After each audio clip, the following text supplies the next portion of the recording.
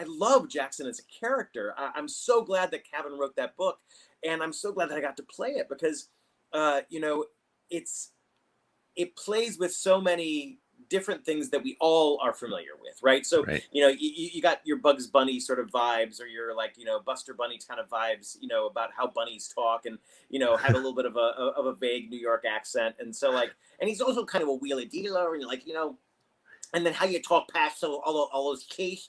And so I kind of started playing with that.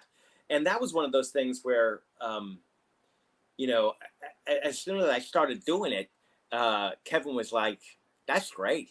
He's like, I don't want to say anything about that. That's what you're gonna do, and, you know. And I was like, "This is gonna be really hard to do the entire to read the whole thing like this."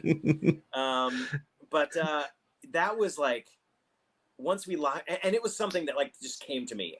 It was like one of those things where I was like, "Well, how does he talk?" And, you know, he's got these huge teeth, and of course, like, it would do something to the way he speaks. So of course he would speak around it, you know, out the sides of the front teeth, and I just love that about it, because, you know, here's this character who wants to be respected, who wants people to take him seriously, right? But he's green. He looks like a rabbit, and I was like, well, then clearly he's going to have a speech impediment as well. Let's give this guy just pile it on.